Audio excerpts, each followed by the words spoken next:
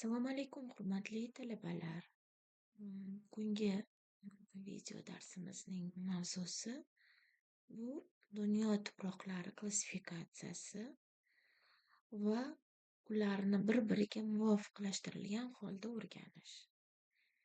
Avvalambor, tuproq sistematikasi nima, klassifikatsiyasi nima, asosiy terminlar haqida sizlarni tanishib o'tirmoqchiman. Ya'ni tuproq sistematikasi bu yer yuzasida tarqalgan tuproqlarning turlari, ularning turli guruhlari orasidagi munosabat bilan uzviy bog'liq bo'lgan morfologik tuzilishi, xossa va tarkibiy o'xshashligiga qarab aniqlanadi.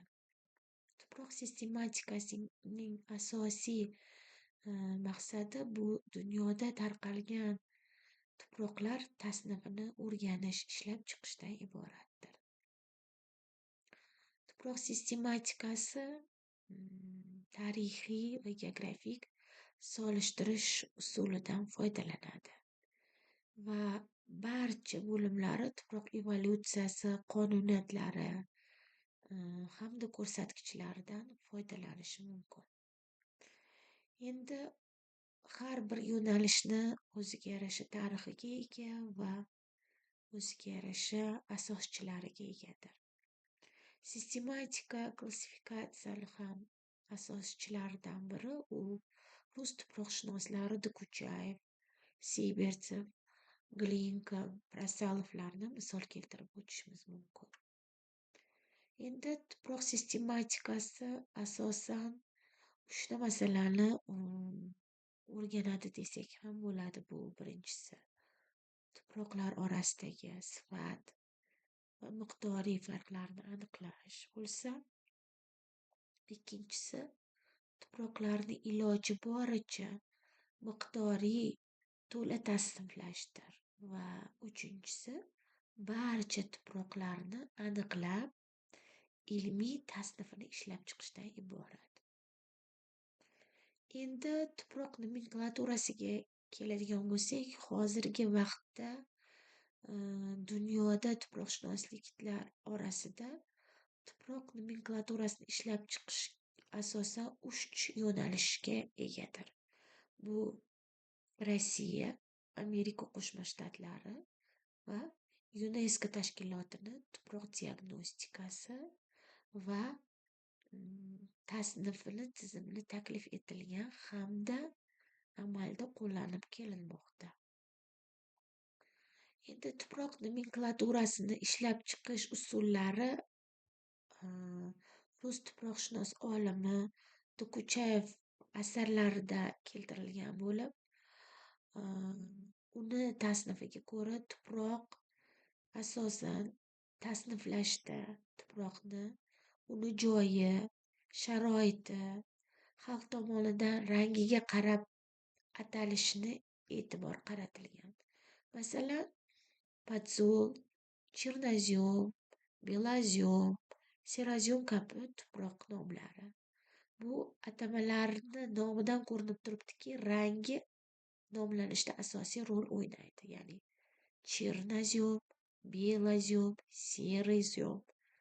Dokuchayev va uning shogirdi Siybertsev tomonidan tuproq nomenklaturasida rangidan tashqari yana uni ramzi, boshqa xususiyatlarni qo'shib yozilishi mumkinligini qayd etib o'tishgan. Masalan, tuproqni asosiy xossasi yoki tuproq hosil bo'lish jarayonini o'ziga xos xususiyatlarini ko'rsatib o'tishimiz lozim. Masalan, chernozem солончаковая, shunga o'xshash.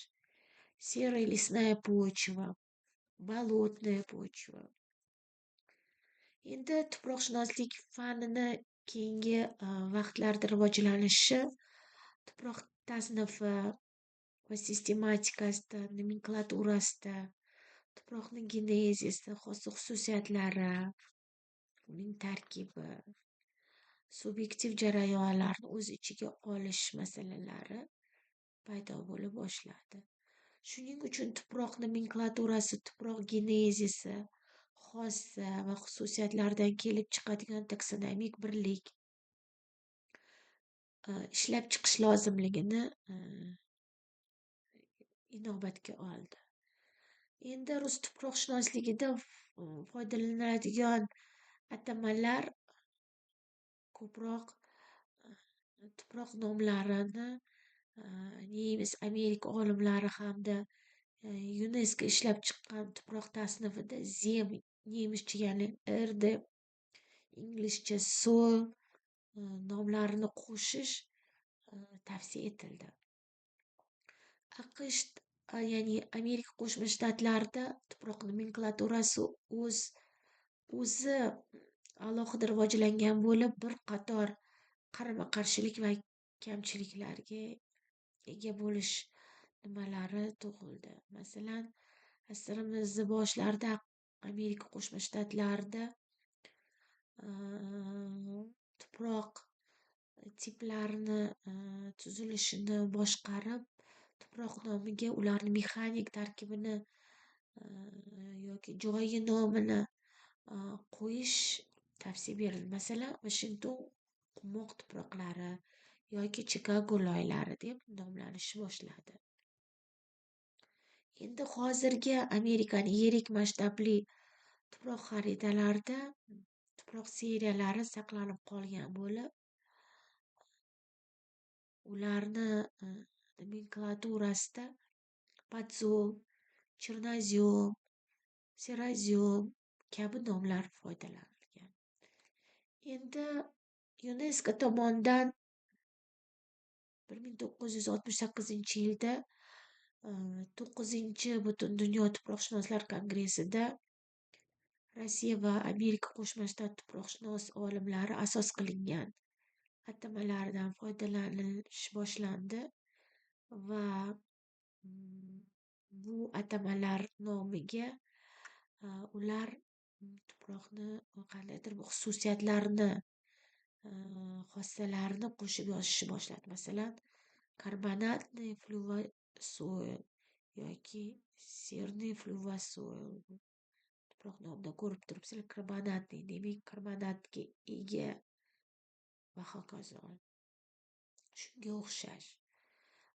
Tuproq endi klassifikatsiyasi haqida gapirib o'tganimizda tuproq taksonomiyasini alohida to'xtalib o'tish lozim. Sababi tuproq taksonomiyasi bu sistematik birlik yoki me'yorli qarash hisoblanib, u sinf, pog'ona yoki sistemadagi obyektni joyini belgilaydigan aniqlikdir. Tuproqshunoslikda asosiy taksonomik birliklardan biri bu tuproq tiplari eng hierarxiyalik agar ustida turadigan bo'lsa, tuproq tiplari u katta guruhdagi tuproqlarga kirib, asosan bir xil biologik, iqlimiy, gidrogeologik sharoitda tuproq hosil bo'lish jarayonini inobatga olib umumlashtirilgan holda tiplarni tashkil qiladi. Tuproq tiplarini asosiy xususiyatlari bu organik tuproqlarning tarkibidagi organik moddalarni bir xil sharoitda hosil bo'lishi, parchalanishi yoki gumusga aylanishi, bir xil mineral massaga parchalanishi, mineral moddalarni hosil qilishi, moddalarning bir xil migratsiyasi yoki akkumulyatsiyasi, tuproq profili yoki genetik qatlamlarni bir xil tipda tuzilishi, bir xil yo'nalishdagi meliorativ yoki unumdorlik tadbirlarini qo'llash masalalarini o'z ichiga oladi. Endi tipdan keyin bizga ma'lum tipchalar, bu tuproq tipchalari tipdagi bir guruh tuproqlar bo'lib, sifat jihatdan tuproq hosil bo'lishining ma'lum bir xususiyati bilan ajralib turadi. Undan keyin tuproq oilasi, ya'ni tipcha qaramog'ida bo'lib, sifat jihatdan mahalliy qandaydir bir sharoitni ta'siri bilan ajralib turadi.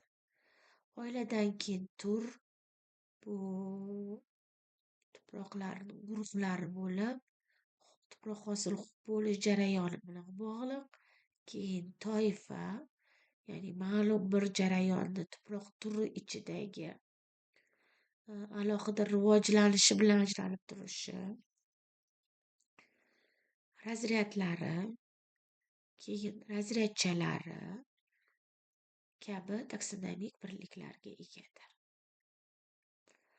Tuproq klassifikatsiyasida yana bir atamalardan biri bu tuproq diagnostikasi bo'lib, Dokuchayev tomonidan tuproq diagnostikasi quyidagi usullar orqali ishlab chiqilishi tavsiya berilgan.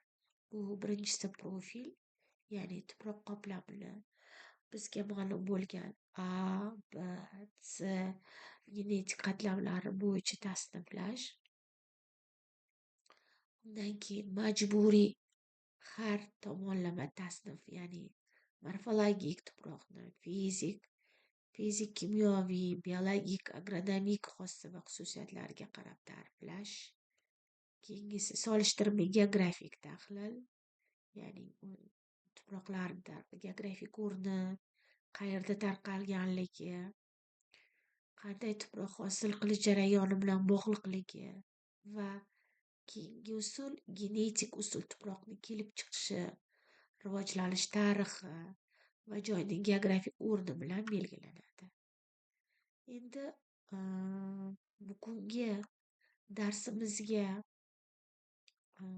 video darsga oldiga qo'yilgan vazifalar, ya'ni dunyo tuproqlari klassifikatsiyasi va ularni bir-biridan farqi va asosiy terminlar haqida to'xtalib o'tdik. Va dunyo bo'yicha tuproqlarni tasniflash bo'yicha berilayotgan ta'riflar bilan tanishib o'tdik va keyingi tuproq klassifikatsiyasini qandaydir bir yangiliklar bilan to'ldirishni fikri tug'ilish sizlarga oldinglarga maqsad qilib qo'yishingizni lozim topardim. Sababi fan doimiy rivojlanishi kerak va to'xtalib turishi kerak emas. Va shu bilan bugungi mavzuyimizni yakunlaymiz. Savollaringiz bo'lsa yoki biror bir takliflaringiz bo'lsa, Telegram raqamimga yoki elektron manzilga yuborishingiz mumkin. E'tiboringiz uchun rahmat.